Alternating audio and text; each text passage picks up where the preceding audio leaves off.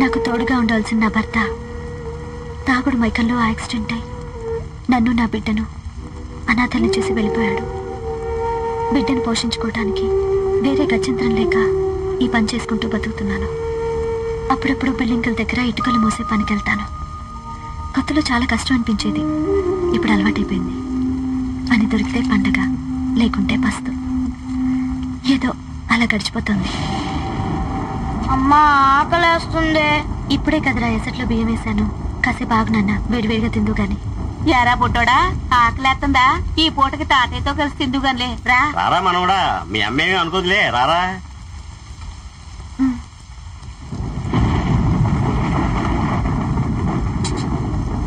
రా నాన్న, కూర్చో. ఇదిగో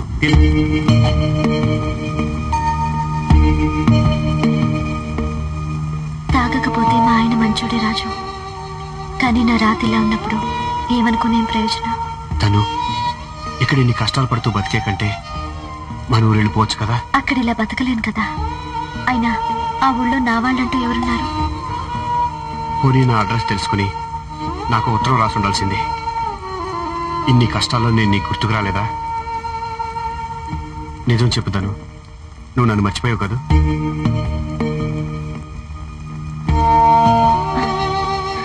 నా సోదికేం గాని నీ గురించి చెప్పు. నువ్వేం చేస్తున్నావు? ఎక్కడ ఉంటున్నావు? నేను మా మామగారు ఆఫీస్ చూసుకుంటున్నాను. బాగా కలిగిన కుటుంబం. మా ఆవిడ నన్ను ఇష్టపడి పెళ్లి చేసుకుంది. నువ్వు చిన్నప్పటి నుంచి అదృష్టవంతుడివే రాజు. మాకంటే బాగా చదువుకున్నావు, మంచి హోదాలో బతుకుతున్నావు. అవును, మీ ఆవిడ ఎలా ఉంటుంది? నీకంటే రంగా చామంచాయా? ఆవిడ్ని మాట్లాడిస్తావా? నువ్వే హడలు కొట్టి మాట్లాడేస్తావా? మీ ఆవిడని ఒకసారి చూడాలంది రాజు.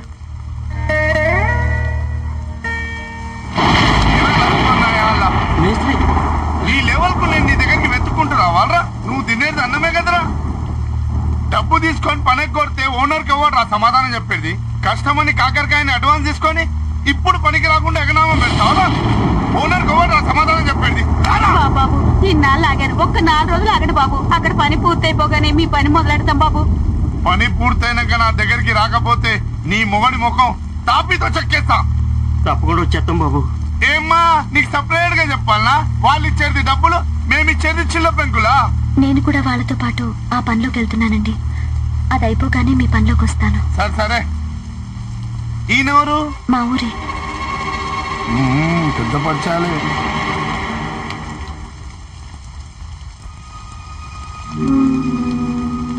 ఇవన్నీ మాకు మామూలే. టైం అయినట్టుంది, నువ్వు బయలుదేరు. తను ఇక నువ్వు ఎప్పుడు ఇలాగే బతకాలి కదా. అంతే కదా రాజు. ఎంత అలవాటైపోయినా ఈ బరువు పనులు చేయలేక ఏడుపు వస్తుంది. నీకు తెలిసిన వాళ్ళ ఇంట్లో ఏదైనా పనిపించవా రాజు? రాకరాకొచ్చావు, భోంచేసేళ్ళు. నాకు ఆకలిగా లేదు, నేను వస్తుందన్నా.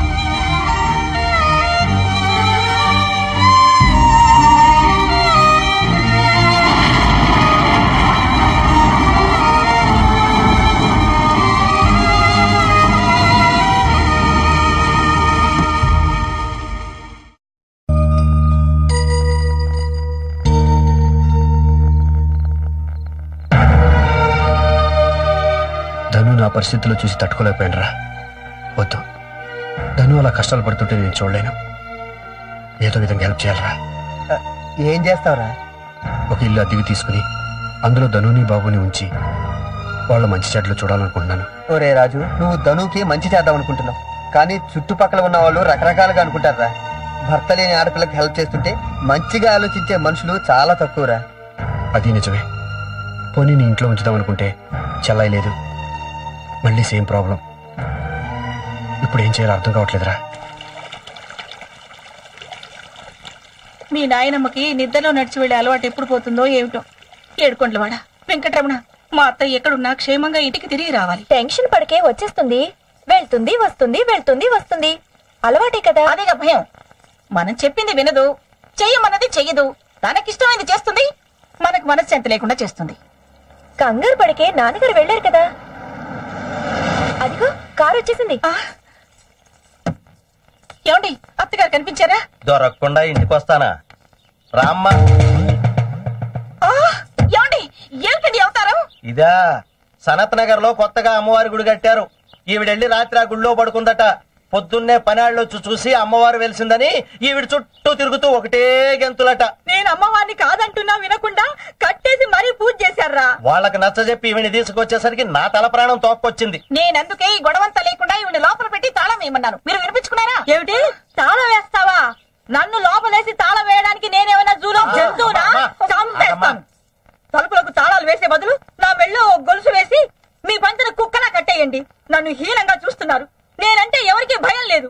ఎందుకు లేదు? మీకు భయపడి కదా ఇంట్లో పనులంతా పారిపోతున్నారు. ఇదేం బాలేదండి. నాకు సాయంగా ఉంటుందని మా బంధువుల అమ్మాయిని మా నాన్నగారు పంపిస్తే 2 రోజుల్లో దాన్ని బెదరగొట్టి పంపించేశారు. అప్పటి నుంచి ఇంట్లో చాకరీ చేసుకోలేక చస్తున్నాను. అయినా ఇదేమిటండి మీరు? ఇంటికి తాళాలు వేసుకునేవారు, ఇంట్లో పని మనుషులునేవారు. చచ్చే చావచ్చిందండి మీతో. ఇంత పెద్ద ఇంటిని ఓడ్చలేక ఈడ్చలేక చస్తున్నాను. మామగారు, మీరేమనుకోనంటే ఒక సలహా చెప్తాను. అల్లుడు మంచి ఐడియాలు ఇస్తాడు. చెప్పల్లుడు. ఏమీ లేదు, నాకు తెలిసిన ఒక అమ్మాయి ఉంది, చాలా మంచిది. ఆ అమ్మాయిది మా ఊరే. ఒక బిడ్డ కూడా ఉన్నాడు. పాపం చిన్నతనంలోనే భర్తను పోగొట్టుకుంది. ఆ బిడ్డను పోషించుకోవడానికి చాలా కష్టపడుతుంది.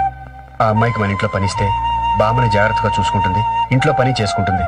పైగా మనకు చేతనని సాయం చేసినట్టు. నన్ను చూసుకోవడానికి ఒక మనిషి కావాలా?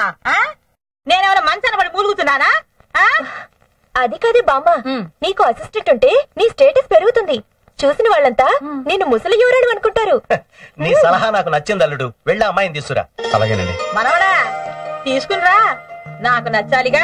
నచ్చుతుంది నచ్చుతుంది. ముందు మీరు వేషం తిద్దరు కానీ రండి. మీ ఇంటికా? వద్దు రాజు, నేను రాను. మా ఇంటికి రావడానికి నీకు అభ్యంతరం ఏంటి? అది కాదు, నేను రావటం వల్ల లేనిపోని గొడవలు వస్తాయేమో. నీకు ఆ భయం అక్కర్లేదు. మా ఇంట్లో అందరూ చాలా మంచివాళ్ళు. వాళ్ళెంత మంచివాళ్ళైనా నీకు నాకు ఎప్పటి నుంచో పరిచయం ఉందని తెలిస్తే మంచివాళ్ళకు కూడా చెట్టుగా అనిపిస్తుంది. ధను, నువ్వు కష్టంలో ఉన్నావు, నీకో పని కావాలి. రేపు ఎలా గడుస్తుందో అన్న బెంగ లేకుండా నువ్వు నిశ్చింతగా ఉండాలి. ఇప్పుడు నేను అదే కోరుకుంటున్నాను. అలాంటప్పుడు వాళ్ళకి మన పరిచయం తెలియాల్సిన అవసరం ఉందా? జీవితంలో చాలా ముఖ్యమైనవి చెప్పకుండానే వదిలేస్తాం. అలాంటిది ఈ విషయం చెప్పి ఇబ్బందులు తెచ్చుకోవడం అనవసరం. లేదు రాజు, నేను రాను. రాకుండా ఇలా రోడ్డు మీద పని చేసుకుంటూ బతుకుతావా? అక్కడికి వచ్చి బామ్మకు తోడుగా ఉండొచ్చు కదా. ఇంత చిన్న సాయం చేయడానికి కూడా నేను పనికిరానా? నీ ఇష్టం. బాబుని డాక్టర్ దగ్గర తీసుకెళ్లి కట్లు తీయించి ఇంటికి వెళ్దాం. పదా.